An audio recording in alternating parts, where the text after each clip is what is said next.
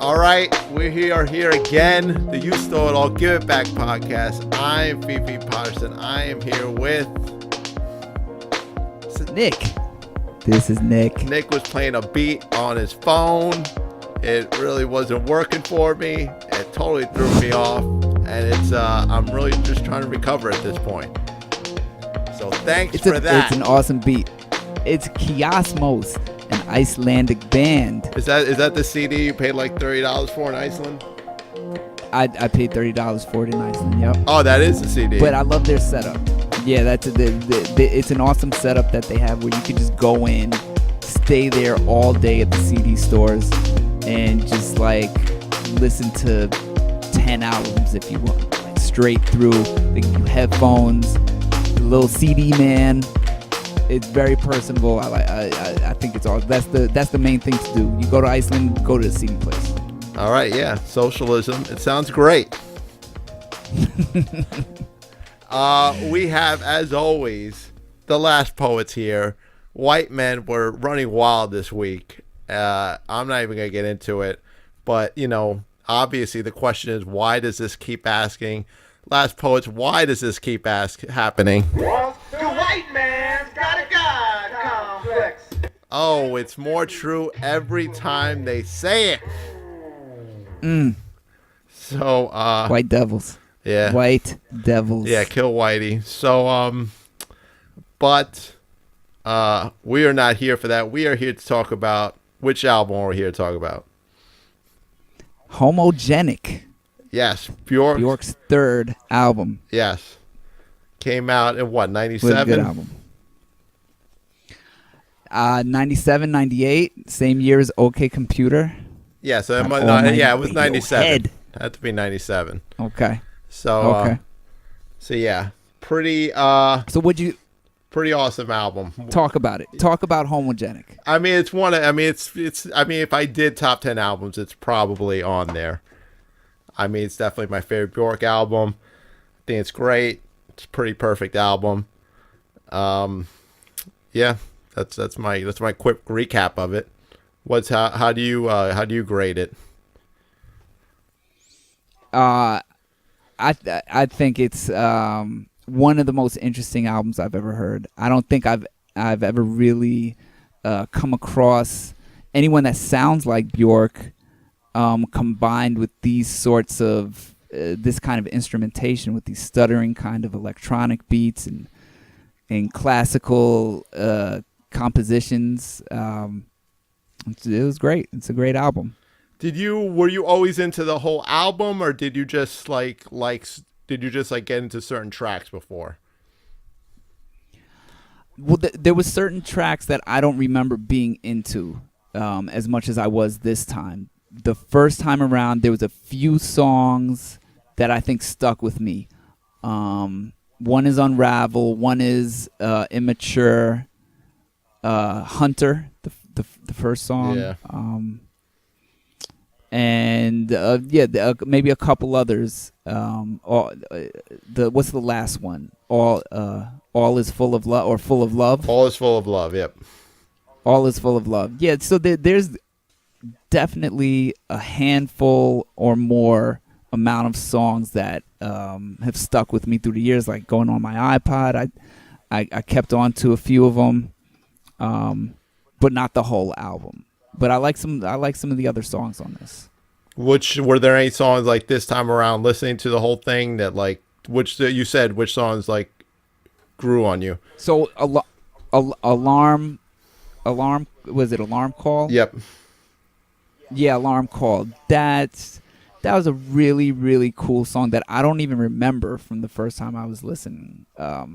It kind of gave me like a Bobby Brown, Paula Abdul vibe with the beat. This has like a 90s kind of just vibe to it. And I mean, like, that's one song that I thought could have been recorded at a different time for Bjork, Yeah. No, I just have to pick myself off the floor since you mentioned Paula Abdul in our Bjork podcast. That's ridiculous. I'm just saying with the instrumentation, listen. There was a certain sound. Yeah. BBD, Paul Abdul, Bobby Brown, like they had a thing going, and I'm just talking about instrumentation, not their voice, not the subject matter. So it's almost like that just poppy just those R&B beats. kind of thing. Yeah, poppy kind of R&B, but like with a good tempo. Like it's not slow. It's not like it's I'm not even Boys to Men. It's not like a slow Boys to Men song. It's more like an upbeat BBD. You know, Hold on, I got it. Hold on, I got the record. I want to listen to the alarm call for a second. I got to hear for this. Hold on. Yeah. Let it bump.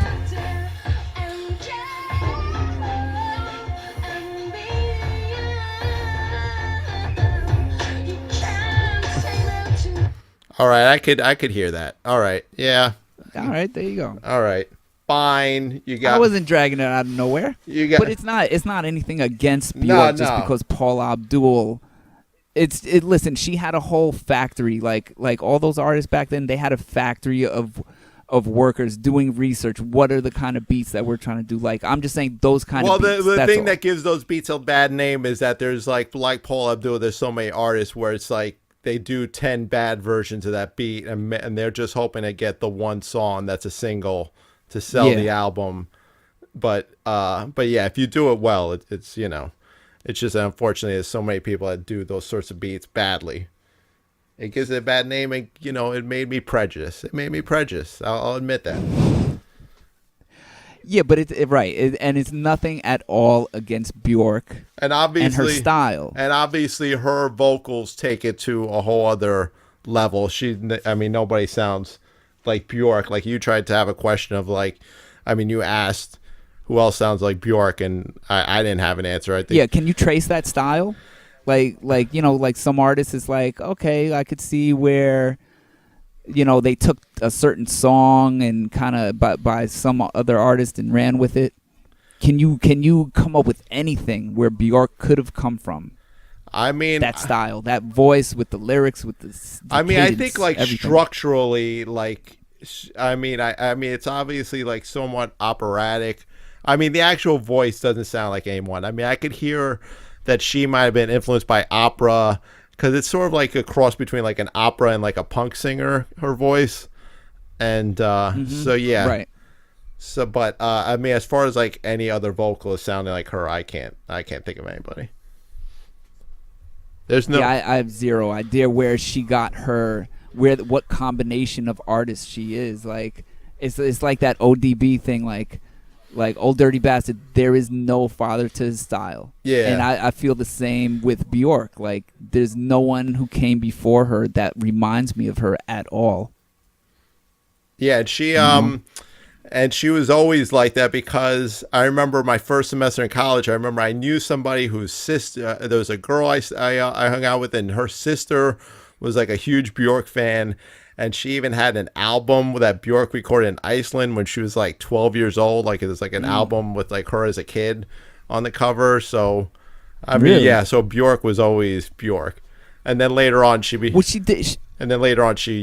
singer of the Sugar Cubes, which I was never able to get into that band. Yeah, I heard she had a deal at 11 years old. Yeah. Like, did you hear anything like that? Yeah, I mean, I remember I got the album and it was like, it's only interesting if you know that she became Bjork. I didn't think it was like interesting on its own. But I mean, you could definitely tell like, wow, this is really talented for an 11-year-old. Yeah. No, she's amazing. So what about, aside from how she sounds, what about her lyrics? How aware are you of, her lyrics versus the sound of her voice? Well, I think this was like the first time I was ever like trying to like read along the lyrics as I was listening to it, as much as I've listened to this album, and it didn't feel right. I don't know. There was something to read it. Yeah, there was something off to me where it almost felt like no, I should just trust Bjork. Like this is gonna sound a little cultish, but yeah, I should trust Bjork. When I need to understand what she's saying, she'll let me understand it, and that's it. Like, that's how much I just trust her instincts as a singer. So it almost it didn't feel right to just read the lyrics. To me, it's like you gotta experience Bjork's lyrics with Bjork. Yeah, if you can't understand it when it comes out of her mouth, then it's not worth getting those lyrics. Well, the thing with, that's how I but feel. also, yeah, the thing with her is like I mean, just the way she sings it is usually enough, even if you don't literally know what she's saying. Right. Like like the way she affects the word, like her tone, the way she sings it, it just like you always get the emotional content of it clearly. Right. Okay, so that's what you're thinking now. What were you thinking about the album when it came out? Well, when it came out, it was like I don't think I was anticipating it too much. I mean, I liked her first two albums. I still do think her first two albums were good, but it was almost like it was hard to separate her from like her videos, and it was almost like she was like this cool celebrity / singer, and she was like cool and everything, but it was like how much was it just her having these cool videos? And then I remember when Homogenic came out, it just like crushed that thought completely. Like it was just like especially Bachelorette, like that was just like forget it, she's amazing on all levels, like there's no need to question it anymore. And it was like really cool. You're a big fan of Bachelorette? Yeah. I mean it's it's not my favorite track on the album, but it's probably my second favorite. It's but yeah, Bachelorette was, I mean, it was just a song that like crushed everything when it came out. I mean, I feel like it did. I like that. Before you were saying like she kind of sounds operatic, but like for me on that song, she sounds like, or the song sounds like a Broadway play. Yeah. And it just gives that Broadway play kind of vibe where, the protagonist is revealing the anger and pain that they can no longer keep hidden anymore. Yeah. Like it has a very strong kind of persona, that song. Like it takes on kind of like just what I was saying, the protagonist, just coming out and like that whole this is who I am now. Yeah, it's like the final judgment. Yeah. It's like the summation. Right. Yeah. Yeah, that was a really interesting sounding song and stuff. Are there any other songs that, they stand out just because of you've never heard a vibe like that, or just something in it like you didn't think you were ever going to hear something before and still haven't heard anything after like it? I mean, Unravel's like one of those great songs where it's like it's almost like too private. Like it's like she's like really like letting you in there. She's letting you in, yeah. Yeah, I mean that has great lyrics. I mean, while you're away, my heart comes undone, slowly unravels into a ball of yarn. I mean, it doesn't sound nearly as good when I say it, but still, it's pretty awesome lyrics. Listen, that song. Okay, so I know we usually wait until the end for best worst. So let me just say, Unraveled. That's my favorite song. That's the best song. Yeah, I can't argue with on that. the album. But it's so like that. You know how good the first verse is. The first verse is it's so good that they made the second verse the first verse. Yeah, it's the same exact verse. It's so great, and it doesn't get like I don't get annoyed, hearing that the second time around every single time. No, it's one of the most well written verses I've ever heard ever. Period. It's so simple, and it's just so to the point, and it just it just like nails a very particular feeling, and it's just such a simple poetic way of saying her feelings of like when someone leaves. Yeah, like it's just amazing. I love that just the way it comes in and everything. That's a really great song. That I think is one song that's just gonna last. Like that's top 100 songs for me, maybe. Yeah, I would put it in there. Yeah, I mean I'd probably have like really a few songs in there. So if we're gonna do best, well, my favorite song though on this album, I remember it was my favorite one the first time I heard it, and it still is my favorite one. Is Immature. That one is just, and it's. I love Immature. Why is it your favorite? I don't know. I just remember. I mean, I think the beat's great. Yeah. It's just a great song. I like the fact that like the song itself is immature. Like it's like of all the songs, it's like the most underdeveloped. Like they could have done more with the song if they wanted to. But they just like the I mean, it's probably a better way of saying it. But the song itself is like immature, and which obviously fits the sentiment of the song perfectly. Yeah, right. I love the rhythm. I think it just has the coolest rhythm. Hold of on, now I any want song to on the album. listen to it. Hold on. Yeah, put it on. Put that in the back.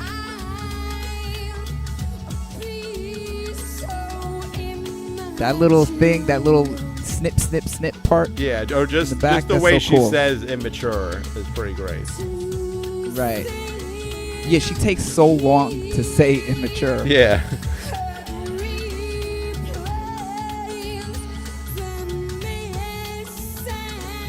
Yeah, it's almost like she's dragging out the song like a bratty teenager or something. Yeah. Like a mature teen.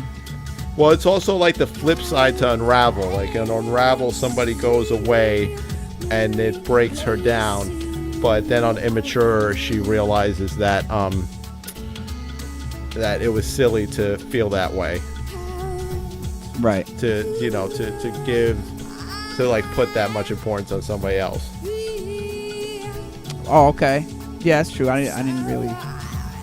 You know what? Honestly, this whole time I wasn't paying attention to any of the lyrics on Immature. It's just, I just like how the beat just kind of it's just snip, snip, snip, snip. Like it just kind of just rides.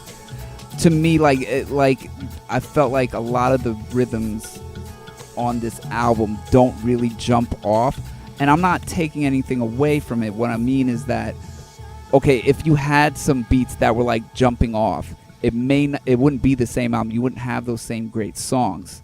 This is like she allowed herself that one song that kind of just like bounces a lot, you know? Yeah.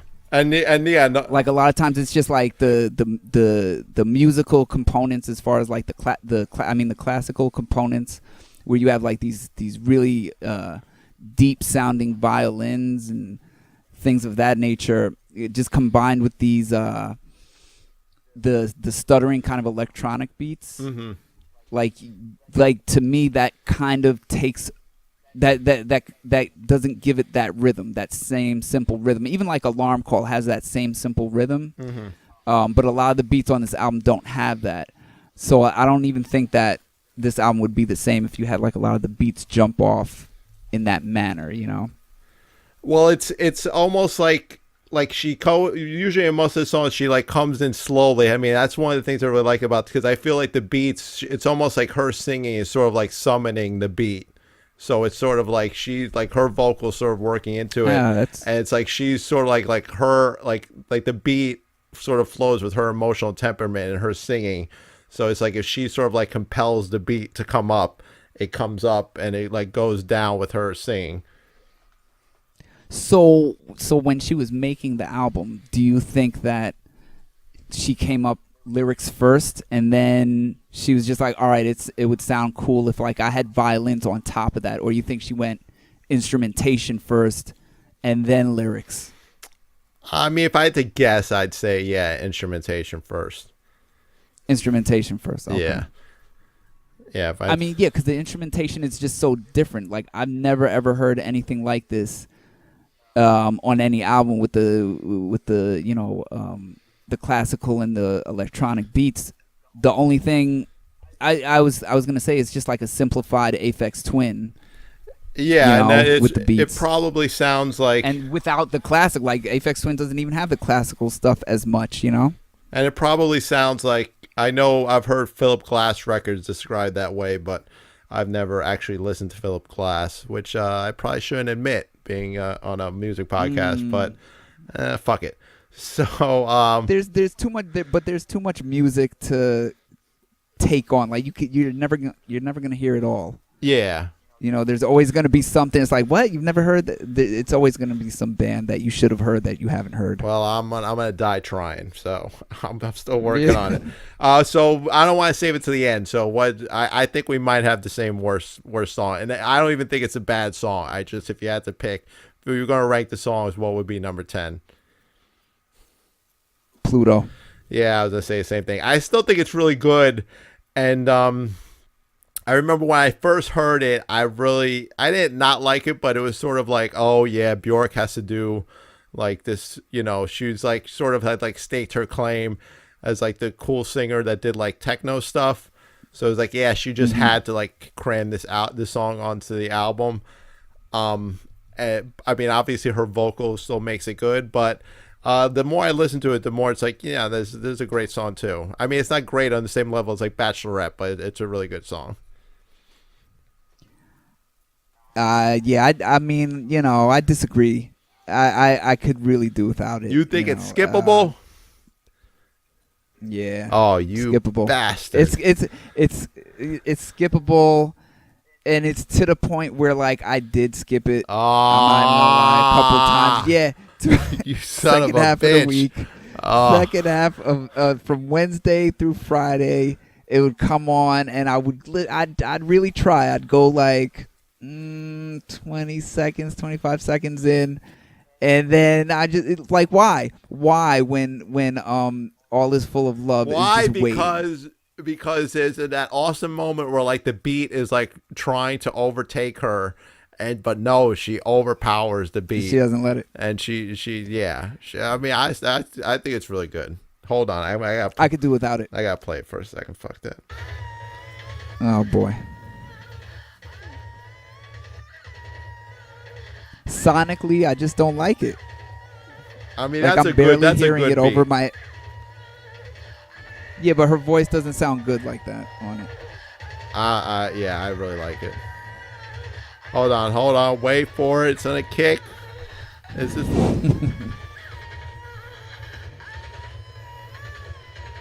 Oh.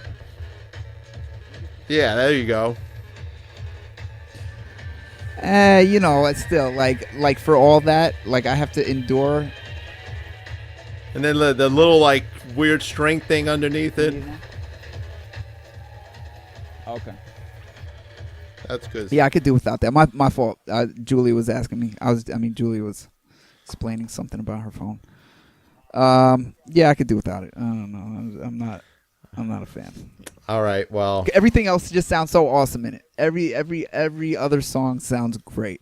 That's the only one I'm just like, oh no, she's wailing in a bad way. I think it's pretty awesome. So, all right. Do you want me to do my like sort of weird theory that may say more about me than the Bjork album? Yes. Okay. Please.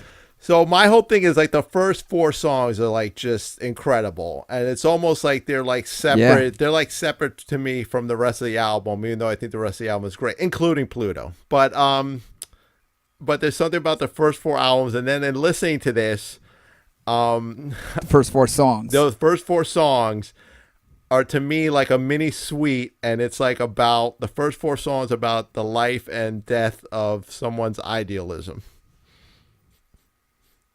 Okay, jump in more on that. Okay, so like in Hunter, it's being born. So like it's like you being born into the world. It's you being born into the world. It's you like sort of being overjoyed by like the nature of the world. Am I the hunter? Am I the hunted? And it's almost sort of like exciting to you. Then in yoga, I like that. Keep going. Yeah. Then in yoga, you're sort of like venturing out into the world. And it's all sort of like amazing to you and like beautiful, even though you know that there's horrible things, but you still think ultimately it is beautiful. And then Unravel is when the world has just broken you down and you have to retreat. Ooh. You have to retreat into yourself, like into like it's almost like a depression. And then in Bachelorette is when you break out of the depression and you are sort of put your idealism on trial, and it's like, are you going to be able to live without that idealism or not? And I think ultimately she does. And then the rest of the album is like her in the real world without that idealism. I think that might be the coolest thing that's ever been said on the You Stole It All Give It Back podcast. I did it. All right. That was great. All right. Great. All right. And I listen. You know, I never thought of anything like that. That I agree. I want to agree All right. that you broke it down. You know what's interesting is that a lot of these albums we're doing, and just a lot of the albums we're into, like I feel like that's a theme. The first whatever number of songs, it there's a theme, you know, and like you said, yeah, it's like something in the beginning, something in the middle, something in the end. And then after that are like really cool songs. After, like, okay, in Wu-Tang 36 Chambers, we were like, okay, those first whatever 4, 5, 6 songs, they're perfect, back to back to back to back. Like it's a story, Yeah. being played out. And I feel like the same thing on a lesser level is true about A Moon-Shaped Pool, Radiohead's last album, where the first however many songs, I think it was 4, the first 4 songs, they all just connect really well. You could say, you know, they're not the best songs, but yeah. they still fit back to back to back. Yeah. Okay, even in what's the other album we did? Interpol. Yeah. Turn on the bright lights. Yeah, Those first 5 songs. Yeah, that one was the fit 5. perfectly. That was the 5. Yeah, the 1, 2, 3, 4, 5. Like everything was perfect, back to back to back. You have medium pace, low pace, high pace, low pace, and it just flowed perfectly. You know, yeah, like some of these really good albums, they seem to have a theme maybe half of the album. Yeah. And then the other half, it's like, okay, here we still have big guns Yeah. ready, you know? Well, it's just Very cool ultimately stuff you like just said. Yeah, it's like you know, you have your great songs, and then that's almost sort of like what separates you is like, can you make the filler on your album also awesome? I mean, I feel bad. There's probably a better word to say than filler, but it's like maybe those songs that aren't naturally amazing, but do you have like the musicality to just sort of like exert something interesting out of them? But you never know what really goes on in these recording sessions. Like, Yeah. you could come in maybe, and like for the first 3 weeks or a month or whatever, you're in this great place, like a great headspace, and you just make one song. All right, that's how I want to start the album. This is the first song I want to start the album with. Then you go the next song. Okay, this is the song that follows it. And you keep that kind of momentum going. Then at some point, maybe you lose momentum, but you're still making good songs. It's just you lost that kind of whatever headspace you were in before. You lost it. Yeah. But no, I just You mean know? in terms But of like you're still a great artist. So you the story, that little mini story is complete. No, And but now it's just like, all right, I just think that there are certain songs like Bachelorette. Like if a jazz band did like an instrumental version of Bachelorette, it would still sound like cool. Like there's a song there that's amazing, just melodically, as opposed to like a song like Immature, which is great, but like it's not there's not like a written song there where if somebody else did it, you would still see like this great thing. Like it's only great because Bjork made it great, as opposed to Bachelorette, which is Bjork, and obviously she made it great, but there's like a great like inner song there that like anyone who is, you know, a good musician could probably do something with. right, Yeah. right. Yeah, I agree. So is this? So okay, go ahead. No, you go ahead. I insist. I was gonna say, is this a great album? Top? Where would you top it? What's the top? What's the ceiling? I mean, the last time I did a top 10, I guess I'll post it. I like found it in a notebook and I wrote it down. Like the last time I did a top 10 albums, it was 2005, and this was on there. Okay. And if I did top 10 albums now, I mean, I would be surprised if this didn't make it. If it didn't. Yeah. Okay. So this is top 10. Oh yeah, like just absolutely, just flat out. Possibly top 5. Probably not top 5. It would probably be somewhere between Okay. 6 and 10. But it would almost definitely be top 10. All right. Listen, I think it's great. Do you think this is the best Bjork, best version of Bjork? Yeah, like ever? if I was only like if I can only have like probably like I don't know 10 Bjork records, but if I can only have one, it would definitely, it wouldn't even be a discussion. It'd be this one. Right. Well, if I'm about to get on the train to go to work or leave from work, this is the right album. Just the way that the album starts with that kind of just if you have some headphones that just is gonna blank out everything else. I like the sound of when Hunter comes on with that kind of it pans from like left to right and right to left with the electronic kind of drums. I don't know. It just sounds really, really cool. Yeah. It's like I love how this album starts. Yeah, like it's like all the sounds are like trying to find the right frequency. Like it's like beaming in from another planet. It's like, and then it all makes sense once she starts singing. Yeah. Sorry. Great album, man. Great album. So, what is? Do you have any recommendations? We're done with Homogenic, I'm assuming, right? Yeah. Well, the only other thing I wanted to say is when it came out, and this is something you don't get anymore. When it came out, it was like, you know, it was like she had built on her first 2 albums, and then it was like this really cool thing of like, you know, the general community of people that were into music were just like, oh, this is the like, you know, like you don't really get that anymore, where it's like there's sort of like this educated music community that's like, oh, this is awesome. And, you know, also like, you know, the songs were like on MTV. I mean, it wasn't on there a lot, but like you could turn on TV and maybe see a Bjork, like maybe see Bachelorette. And specifically, I remember MTV had a show that I really liked where it was called, I think it was called 12 Angry Viewers. And it was like 12 people would sit in a room and they would like watch videos. And generally they would pick the right video. And like, I remember the episode where Bachelorette was on, like Bachelorette won out of all the videos. So, okay. So that's like Beavis and Butthead before Beavis and Butthead? Well, no, I mean, it was like just like regular people off the street. Like, I'm sure it was just like friends of people who work. I'm sure it was just like friends of people who work at MTV. But, you know, it was interesting. They would generally pick the right video. And I remember they picked Bjork Bachelorette. So, yeah, that was the only other thing I wanted to add. I have a recommendation. Hey, what you got?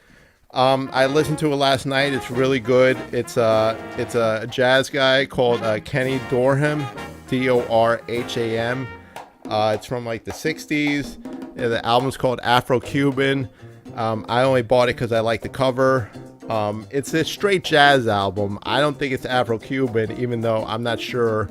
I know there's a musical genre called Afro-Cuban. I think I know what it sounds like, but there's a very good possibility that I might be wrong about it. But it's just like a good straight jazz album. I'm not like super into jazz, but like every once in a while, like a good jazz album, you know, it hits the spot. And Kenny Dorham, Afro-Cuban, did that yesterday. So that's what's up. I'm sorry.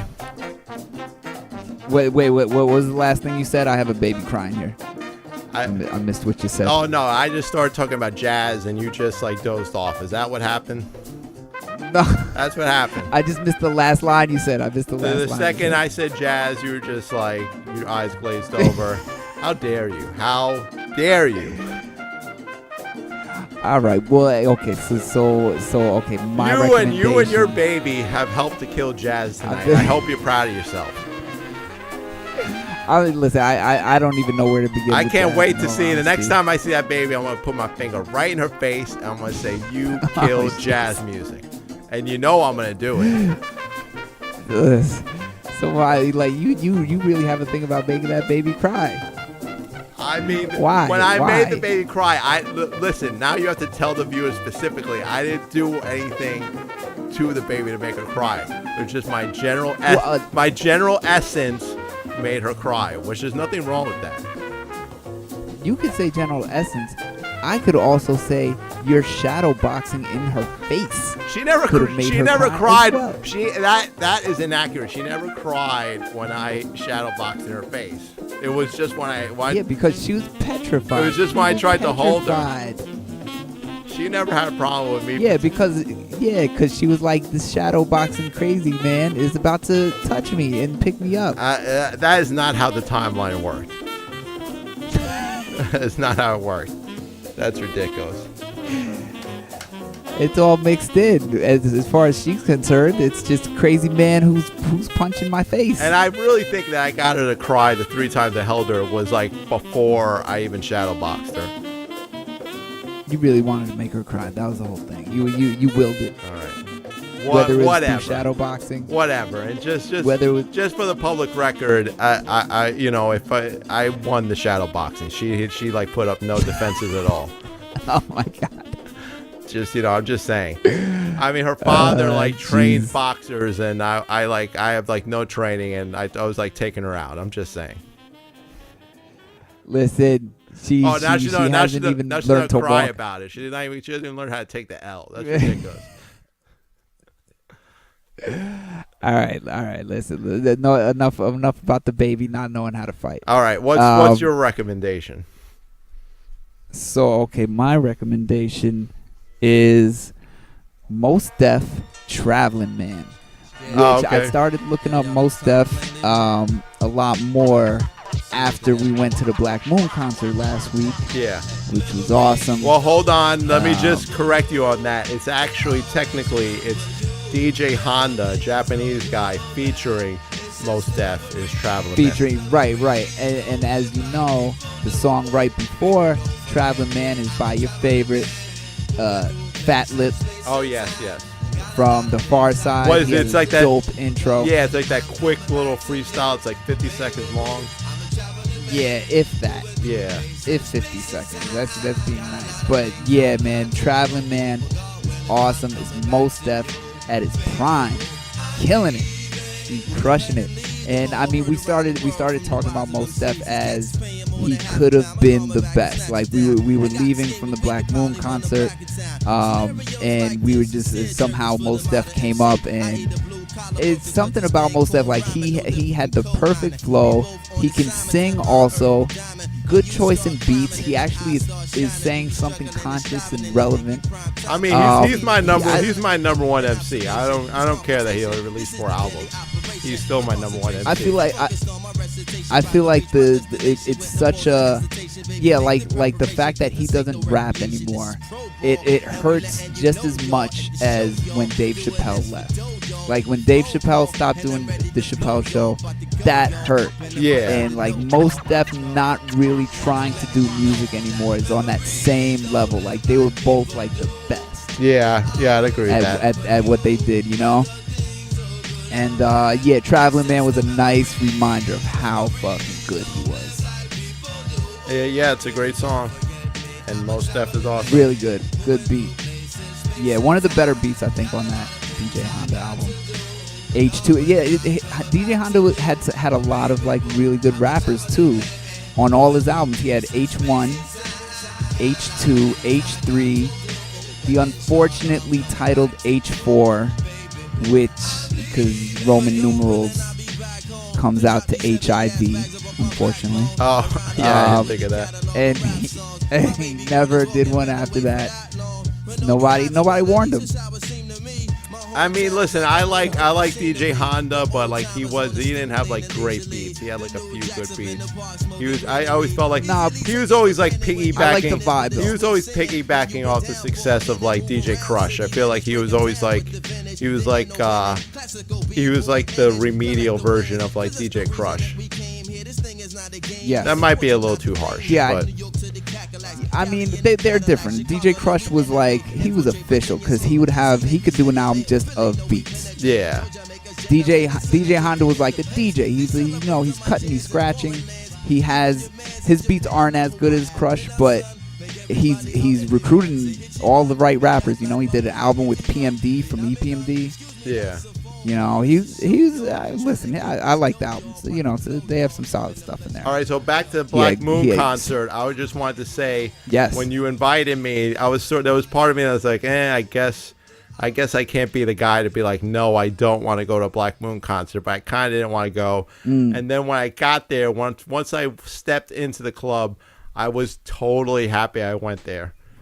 and it was. So break it down. Why? What's the reason why you didn't want to go? Like, I mean, I'm in not the first super place? into live hip hop like that, or at least I didn't think I was. And I don't know. It was sort of like a nostalgia trip. I'm not into that. But at the same time, it was like I like Black Moon enough that it felt wrong to deny Black Moon. But I mean, it was fun, and it was I liked the sense of community that it was like we were all just sort of like enjoying these songs that we all love. And it was a nostalgia trip, but despite that, it still worked for me. I still had a lot of fun. Well, I've said for years that like I need to pay them back. Like I owe it to them. I owe it to me also just to see them live. Like Black Moon they're so special because without them, there's no Smith and Wesson, there's no Helter Skelter, and Sean Price with his whole career as a solo artist. And OGC, and I mean, look, Black Moon's first album is just amazing. It was, I love Buckshot. I think he's a very underrated MC. He can rap well. He can freestyle well. Like he's a very solid. He's very rhythmic.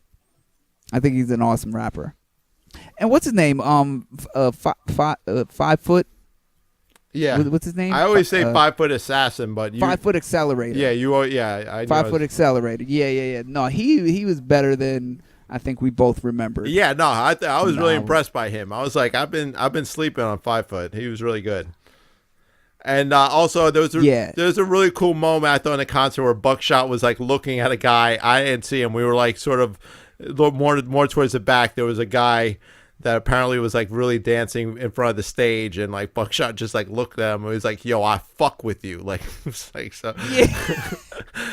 Well, no, because he like Buckshot even kind of did an impersonation of what the guy looked like. He was like, "You're over there like passing out." Like he was like the guy must have been just drunk off his ass, then like having a great time, and he just stopped the show. He was like, "You right there. I F with you," and then but there was like a moment, him and the whole crew who was like behind him, they just kind of started swarming on the guy and just like looked at him. It was really awesome. No, but there was also a moment where it was like, is he going to start making fun of somebody? Like it was like right on the line for a second, but then when he was like, "Nah, I fuck with you," it was like I was like, "Oh, okay." Yeah, it was pretty cool. So yeah, it was. No, I love the crowd on that. That's one of my favorite crowds. I think, that we've seen in a while at a lot of these concerts in New York. Yeah, that was a real New York crowd. Easily, the most New York crowd. I mean, it was good demographics. I'll say that. Yeah. Yeah. So. Yeah, you don't go for the all hipster crowd, right? The what hits the crowd? Hipster, the all hipster crowd at a concert. Yeah, no, this concert. That concert was pretty low on hipsters, because really, like, if you're into Black Moon, you went pretty deep into hip hop. Like, I mean, they're not like super deep, but they're definitely not on like the introductory level. Like they're So, shout out to Black Moon and Duck Down, Buckshot, Evil D, 5 foot accelerator. We love you. How many shout outs were there to Sean Price? Like at least 4 or 5, right? There's a good number. Yeah, there was a good number. I was wearing my Sean Price Go Rambo shirt. All right. Yeah, I didn't went the other way. I wore my Steve Buscemi shirt. Steve Buscemi with 6 eyes. I think it's Six only eye 4. Buscemi? Yeah, it's just an extra pair of eyes. 4-eye Buscemi. Yeah. So that's a good show, and I guess our listeners will judge whether or not this was a good podcast. Yeah, I mean, what do we listen? Anchor has us now on iTunes, on Stitcher. Yeah. What else? Yeah, a bunch. We're on YouTube, of course. Yeah, on YouTube. A bunch of other stuff that I've never heard of, but I mean, I guess people listen to podcasts on there. Who the fuck knows? We're if you want to follow us, you guys are doing Twitter. Yes, if any of you guys are doing Twitter, let them know. We're at. I have to like do this phonetically. At UYSIANK.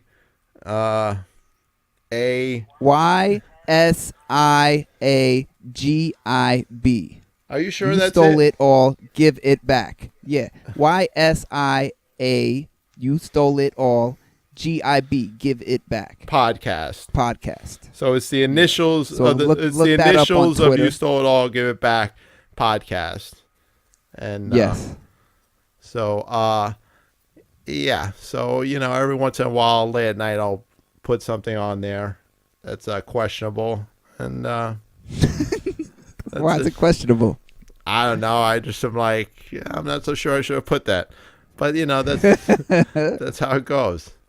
All right. Anything else we need to tell our 3 listeners? No. Okay. All right. So. No, that's it. All right. So we're out like shout. Later.